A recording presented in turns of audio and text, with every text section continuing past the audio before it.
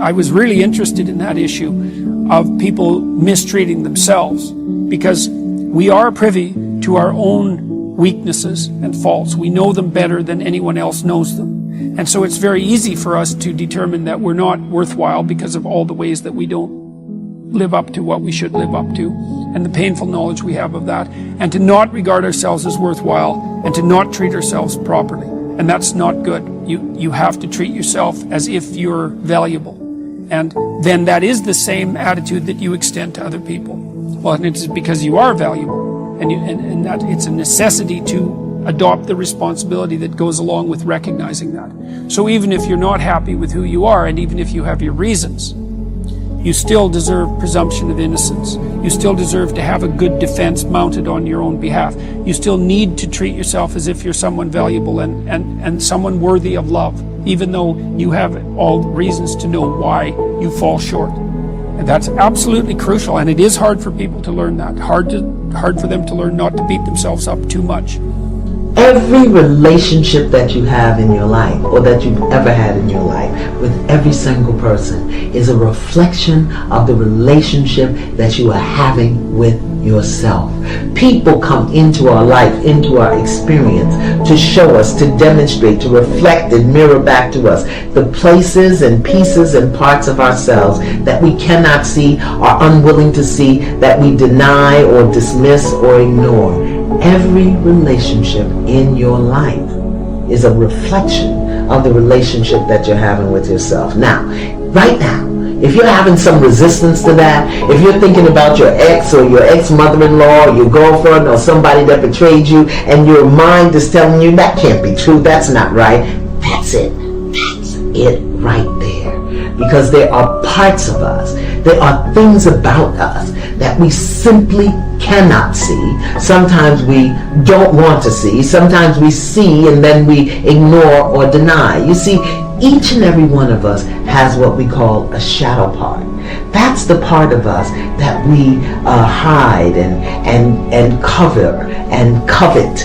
Those pieces and aspects and things about ourselves that we find unpleasant or unacceptable. We tuck them away in the shadow. And someone will come into our life and reflect a light on that shadow. And that's when we see it. We see it in them. People come into our lives and they mirror back to us the pieces and parts of ourselves that we cannot, will not, do not want to see. And it's all a reflection of the relationship that we're having with ourselves. Do you love you? I mean, really love and accept you? Do you trust you? Do you trust your own thoughts and feelings? Do you honor you? Do you respect you? And where did you learn how to do that? Because so many of us have a disjointed or dysfunctional relationship with ourselves because of what we've seen and what we've been taught and what we've been told. And the relationship that we have with ourselves more often than not mirrors what we've been taught and what we've seen and what we've experienced. But in order to truly grow and evolve in our soul and our way of being, we want to develop a relationship with ourselves, a good, solid, loving, functional relationship with ourselves. So how do you do that, Miss Iyama? How do you develop a relationship with yourself? Well, it starts here. Who am I? Not what do I do. Who am I when the lights are off and I'm naked and I stand before the mirror? Who am I? This is a question you must answer. Not who were you taught to be, who were you told to be, who you think you should be. Who are you? And there's a very simple way to find out. Ask yourself, what are those things about you that come forward, those things that make you tick, those things that pump you up, those things that drag you down? Who am I? You've got to answer that question. And don't judge yourself if you don't know it. So very often we think if we're 30 or 40 or 50 years old, we need to know. But how many of us have really sat and asked the question? We know what we do. We know what is expected of us. We know what our obligations and responsibilities are. But who am I in the middle of the night when I wake up and there's nobody there? Who am I in a crowd of people where I feel uncomfortable? Answer that question. The next step to really developing a healthy relationship with yourself is understanding what matters to you. What do you value? Do you value freedom? Do you value peace? Do you value external validation? How do you discover that? Again, pen to paper. What matters to me is. Because very often we go into relationships and settle for less than we want, deserve, or desire because we don't know what matters to us and we don't know how to ask for it. And more often than not, we don't expect to get it. But when you know who you are, when you know what you value, when you know what matters to you, every relationship that you go into, you will expect and you will receive reciprocation for who you are and what you give and what matters and what you value, because you will attract to you more of who you are. Like draws like. That's just the law. That's how it works. The next step, see yourself. See yourself at your best and see yourself as your worst, and don't judge it. Accept it. Self-acceptance. There are some things about me that I love, and there are some things about me that I'd rather nobody ever knew. But you know what I've learned to do? I've learned to put that stuff out front.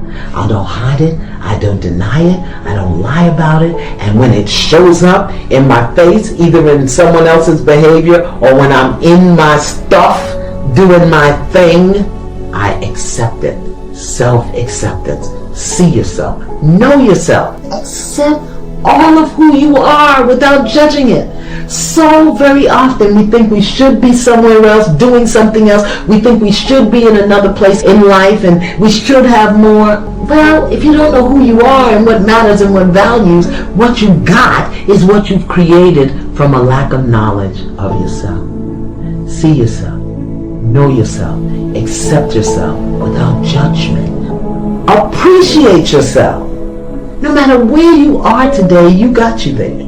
The good and the not so good. No matter who you are today, you've been with you through it all. Appreciate who you are. And finally, honor yourself. Honor your feelings. Honor your thoughts. Honor your gifts. Honor your strengths. Honor your weaknesses. Work on those things that need to be worked on. Give yourself permission to explore, to stand up, to fall down, to not be perfect all the time.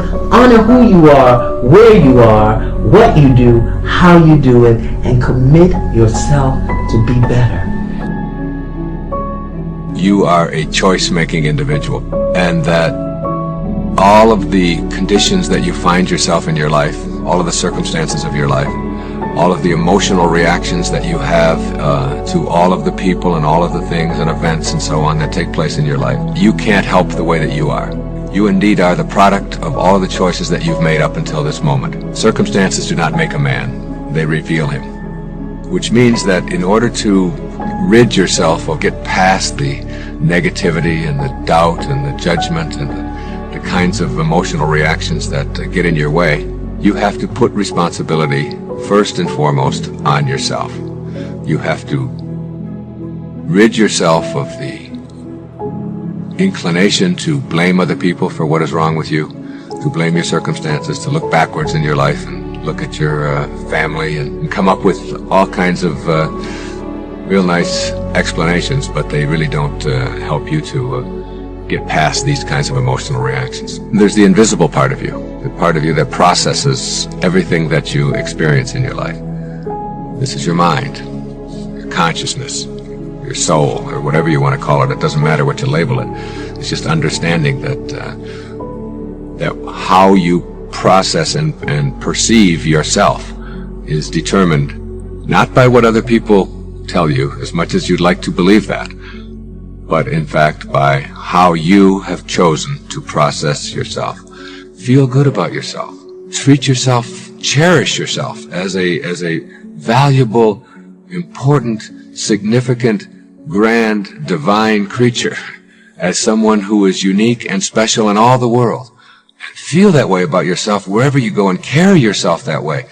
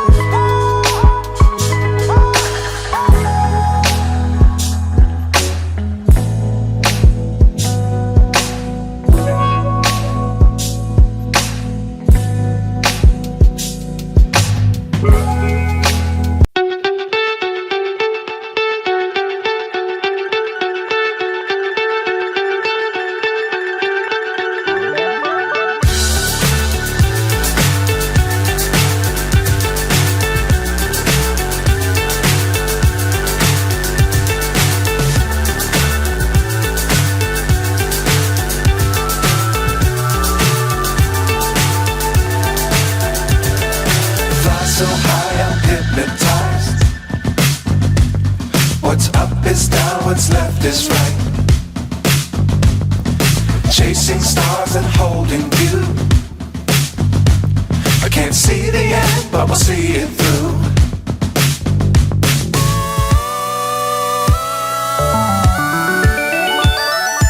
Flying, get on board.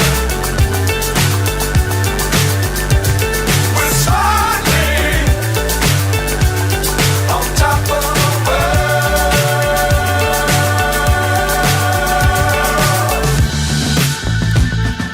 Dangerous times, don't fly too high. Be sure to keep the ground in sight. Fly forever if you keep it tight. Love the world, but keep the sky on your mind.